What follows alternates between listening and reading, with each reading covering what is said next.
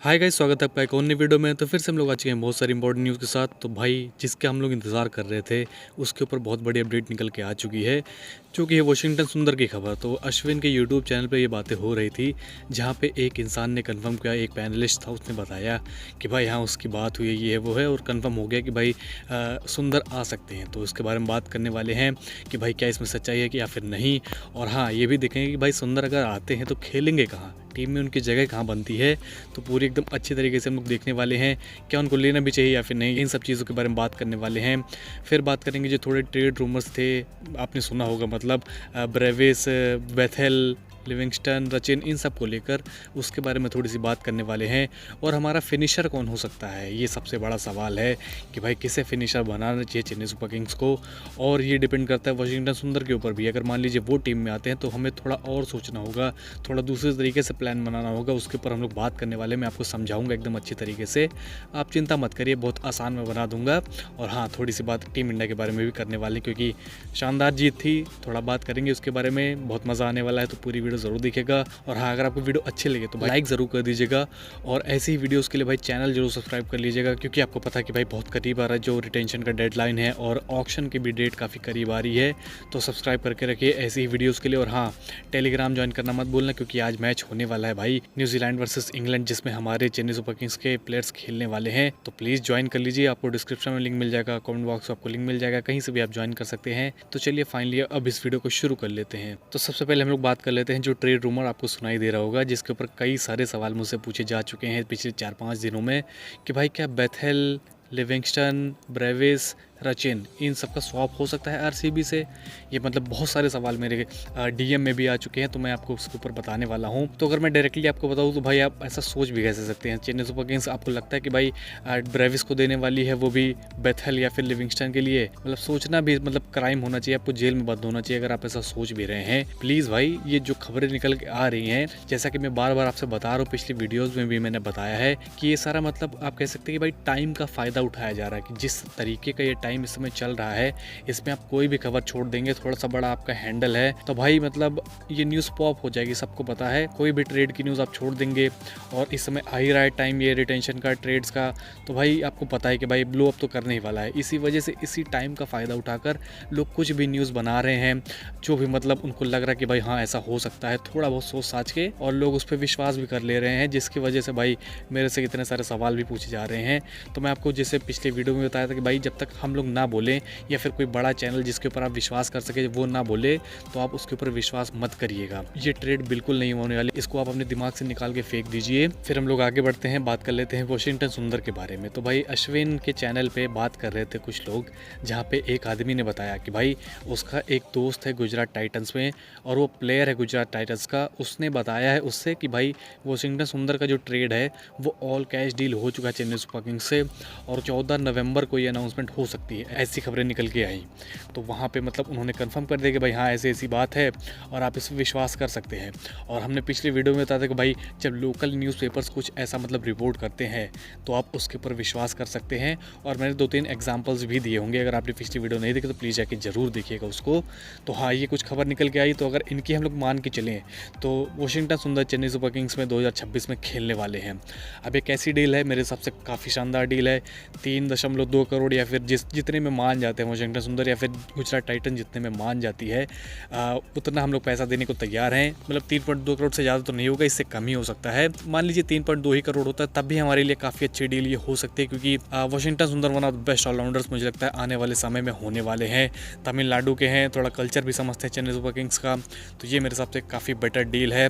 और अश्विन के रिप्लेसमेंट ये बताए जा रहे हैं, तो आप 9.25 में अश्विन थे, और 3.2 में अगर हमें वाशिंगटन सुंदर मिल रहे हैं एज उनकी रिप्लेसमेंट, तो भाई ये कितना बड़ा अपग्रेड है आप समझ ही नहीं सकते हैं। और रही बात कि भाई कहाँ ये खेलेंगे, क्या फिनिशर का रोल अदा करेंगे, क्या कहीं और पोजीशन पे खेल सकते हैं, तो मैं अगर आपको बताऊं तो मुझे लगता है ये फ्लोटर के तौर पे यूज होने वाले हैं। मतलब जब इनकी ज़रूरत पड़ेगी तब इनको भेज दिया जाएगा। मान लीजिए पावर प्ले में 2-3 विकेट गिर गए, तो मुझे लगता है इनको ऊपर भी भेजा जा सकता है, या फिर फिनिशिंग का रोल भी हम लोग करवा सकते हैं इनसे। मतलब जैसा कि मैंने बताया कि भाई ये फ्लोटर के तौर पर यूज़ किए जाएंगे, जब इनकी ज़रूरत पड़ेगी तब इनका मतलब इस्तेमाल किया जाएगा। ऐसा नहीं कि भाई इनके कोई फिक्स बैटिंग पोजीशन होगी, ये नंबर 1, 2, 3, 4, 5, 6 कहीं भी खेल सकते हैं।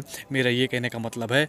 आप क्या सोचते हैं कि भाई आप इनको कहाँ पे खिलाएंगे, प्लीज़ वो भी कमेंट सेक्शन में बताइए। लेकिन जहाँ तक मुझे लगता है कि भाई he is gonna be a floater. फिर इसी से जो रिलेटेड एक और न्यूज़ है वो है कि भाई हमारा फिनिशर कौन होगा। मान लीजिए ये फ्लोटर खेलते हैं तो हमें एक फिनिशर भी तो चाहिए। तो जब ये नहीं थे इक्वेशन में, जब एक ऑलराउंडर नहीं था इक्वेशन में, एक स्पिन ऑलराउंडर, तो हम लोग सोच रहे थे कि भाई हम लोग लियाम लिविंगस्टन, मैक्सवेल, ब्रेसवेल जैसे प्लेयर साइन कर सकते हैं, या फिर ग्लेन फिलिप्स का भी नाम कई सारे लोग ले रहे हैं, क्योंकि ये लोग बॉलिंग भी थोड़ी बहुत करते हैं और बैटिंग भी कर लेते हैं। लेकिन अगर अब आप देखें तो भाई अगर एक ऑलराउंडर हमारी टीम में आ रहा है, हमारे पास बॉलिंग ऑप्शंस हो रहे हैं, तो क्यों ना एक स्पेशलिस्ट बैटर साइन कर लिया जाए एज अ फिनिशर। वो बेटर नहीं रहेगा अगर आप सोचें इसको मतलब डीपली। तो मेरे हिसाब से अगर हम लोग एक स्पेशलिस्ट बैटर साइन कर लेते हैं, जिसमें कि जो मेरे दिमाग में एक नाम निकल के आता, जो मैंने आज टेलीग्राम पे भी आप लोगों से बताया था, शेयर किया था, वो ये है कि भाई डेविड मिलर। भाई अगर उनको हम लोग किसी तरीके से साइन कर लेते हैं, अगर वो ऑक्शन में आते हैं तो ऑब्वियसली, तो भाई ये मेरे हिसाब से काफ़ी बेटर, ये हमारी मतलब पूरी बैटिंग लाइनअप बन जाएगी। आप खुद सोच के देखिए कि भाई मिडिल ऑर्डर में हमें दुबे दिखाई देंगे, ब्रेविस दिखाई देंगे, फिर फिनिशिंग कौन करने आएगा? भाई डेविड मिलर। सोच के देखिए, मतलब सोच के मुझे कितनी खुशी मिल रही है। और जैसे कि मैंने बताया कि आप लोग सोच रहे होंगे कि भाई क्यों ना हम लोग एक ऑलराउंडर साइन कर लें।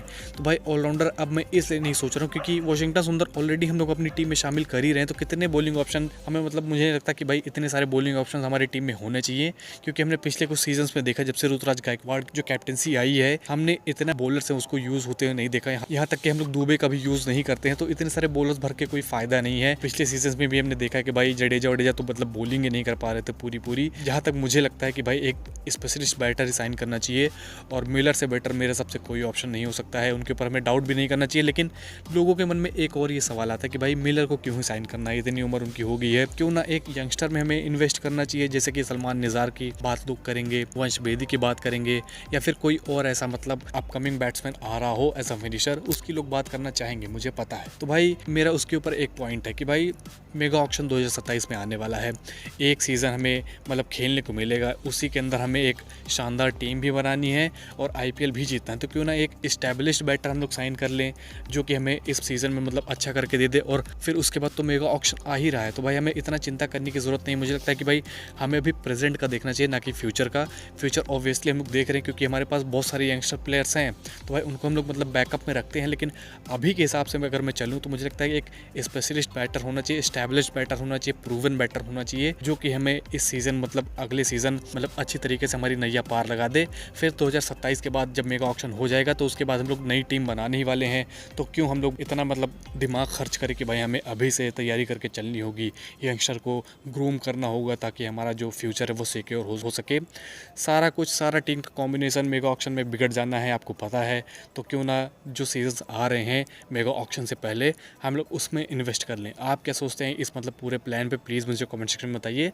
लेकिन जहाँ तक मुझे लगता है कि भाई ये बेस्ट प्लान होगा कि हम लोग प्रेजेंट देख कर चले, फ्यूचर हम लोग 2027 के बाद देख लेंगे। फिर बात करूंगा ऋतुराज गायकवाड़ के बारे में कि भाई जिस तरीके का फॉर्म दिखा रहे हैं, हालांकि इंटरव्यू में तो भाई वो कुछ और ही साउंड कर रहे हैं। मैं क्या ही बताऊं, मैंने पिछली वीडियो में बता दिया था कि भाई T20 में उन्होंने कहा था स्ट्राइक रेट नहीं मैटर करता है। मैं तो बहुत हंसा था ये सुनकर, गुस्सा भी आया था। लेकिन फिर भी अपनी बैटिंग से वो काफ़ी शानदार जवाब दे रहे हैं। फिर से 116 रन बना दिए हैं। दूसरी पारी में भी मतलब एक बड़ी पारी का इंतज़ार है, और काफ़ी निराश हुए थे जब वो आउट होकर गए थे। तो दिख रहा है कि भाई उसके अंदर भूख है और वो दिखाना चाहता है कि भाई वो क्या है। और मैं बहुत खुश हुआ ये देखकर, मज़ा आ गया। और ऐसी पारियों की मैं कामना करता हूँ कि भाई ऐसे ही खेलते रहें, ऐसे फॉर्म कंटिन्यू करें। इंडिया में चैन हो ही गया है, लोगों की नज़र में आ रहे हैं, लोग आवाज़ भी उठाएंगे अब, क्योंकि भाई इतना अनफेयर तो कोई नहीं चाहेगा कि भाई ऋतुराज गायकवाड़ के साथ हो। अगर वो परफॉर्म करेंगे तो मुझे लगता है राइवल फैंस भी जो हैं वो भी मतलब आवाज़ उठाना शुरू करेंगे, और होपफुली ऐसे ही मतलब परफॉर्मेंस देते रहेंगे, सबका जवाब देते रहेंगे। और टीम इंडिया में इनको एक दिन ज़रूर जगह मिलेगी। अभी उनके पास काफ़ी ज़्यादा समय है टीम इंडिया में फिर से जगह बनाने के लिए, तो होपफुली ऐसा ही कुछ होगा। फिर एक जो प्लेयर है जो मतलब चेन्नई सुपर किंग्स के फैंस तो मतलब डेफिनेटली अपनी टीम में शामिल ही करना चाहते हैं, जिनका नाम है मिचेल ओवन। तो जहाँ तक मुझे पता है, जहाँ तक मैंने रिसर्च करी है, उस हिसाब से तो वो 12वें मैच के पहले ही साइन हो गए थे, क्योंकि 12वां मैच तो उन्होंने खेला था जो कि राजस्थान रॉयल्स के खिलाफ खेला गया था। और 5 तारीख को, मुझे लगता है 5 मई को वो साइन हो गए थे। और जब डेट की अगर हम लोग बात करें कि भाई कब तक हम लोग साइन नहीं कर सकते, तो भाई जब मैच सस्पेंड हुआ था उसके बाद अगर आप किसी खिलाड़ी को साइन करते तब आप उसको रिटेन नहीं कर सकते, लेकिन वो तो पहले ही हुए थे, तो मेरे हिसाब से तो वो रिटेन होने वाले हैं। हालांकि अश्विन भाई का ये मानना नहीं है, तो मैं फिर भी आज भी यही कहूँगा कि भाई आप उनकी बातों पे ज़्यादा विश्वास कर सकते हैं कंपैरेटिवली मेरी बातों पे, क्योंकि भाई वो बड़े हैं, उनको ज़्यादा पता है, तो आप जिसके ऊपर आपको विश्वास करना है आप कर सकते हैं। लेकिन जहाँ तक मैंने रिसर्च करी मेरे हिसाब से तो यही सच है। फिर हम लोग आगे बढ़ते हैं, बात कर लेते हैं टीम इंडिया के बारे में। तो भाई आखिरी मैच था और ऐसा लग रहा है कि भाई ये आखिरी ही सीरीज़ होगी कोहली और रोहित की ऑस्ट्रेलिया में, जहाँ पर उन्होंने मतलब आखिरी मैच में अपने काफ़ी शानदार तरीके से खेल दिया है। रोहित ने शतक जड़ दिया, 74 रन विराट कोहली ने भी बनाए। तो भाई ये काफ़ी यादगार पारी होगी मुझे लगता है दोनों के लिए, और रन्स बनाते हुए देखकर दोनों को काफ़ी अच्छा लग रहा है कि भाई आखिरी मैच में ऑस्ट्रेलिया में जो वो खेलने वाले हैं उसमें काफ़ी शानदार वो खेले। ये मेरे शब्द नहीं है भाई, आप मेरे को गाली नहीं देंगे, ये रोहित शर्मा के खुद ही शब्द हैं। उन्होंने खुद ही बताया कि हाँ मोस्ट प्रॉब्ली ये लास्ट उनका मैच होने वाला है ऑस्ट्रेलिया में। फिर हर्षित राणा की बात कर लेते हैं, क्योंकि मैंने पिछली वीडियो में बात करी थी कि भाई वो फिट नहीं बैठते हैं टीम में, और जब सीरीज़ हम लोग हार गए तो हर्षित राणा ने भी मतलब जनरेशनल परफॉर्मेंस दे दी है। अब लोग जो मतलब क्रिटिसाइज़ कर रहे थे एक दिन, वो दूसरे दिन पलट चुके हैं। वो कह रहे हैं कि भाई हर्षित राणा को कैसे ट्रोल कर सकते हो, ये है वो है। तो भाई जैसे कि मैंने टेलीग्राम पे 2-3 बार ये लिख दिया कि भाई अगर एक बंदर को अनलिमिटेड टाइम दे दिया जाए तो वो भी शेक्सपियर प्रोड्यूस कर सकता है। तो चलिए फिर इस वीडियो को यहीं पर ख़त्म करते हैं। होपफुली आपको ये वीडियो पसंद आई होगी। अगर पसंद नहीं तो प्लीज़ भाई लाइक ज़रूर कर दीजिएगा, और ऐसी वीडियोज़ के लिए भाई चैनल जरूर सब्सक्राइब कर लीजिएगा, ये मस्ट है, क्योंकि बहुत एक्साइटिंग टाइम्स आ रहे हैं और सब्सक्राइब करना आपका बनता है फॉर मोर सच न्यूज़। और हाँ, टेलीग्राम ज्वाइन करना मत भूलना, मैं बार बार आपसे बता रहा हूँ कि भाई डिस्क्रिप्शन में आपको लिंक मिल जाएगा, कमेंट बॉक्स में आपको लिंक मिल जाएगा। और आज मैच भी है तो भाई समा बंधेगा आज, आइए प्लीज़। तो चलिए फिर मिलते हैं आपसे अगली वीडियो में, तब तक के लिए बाय।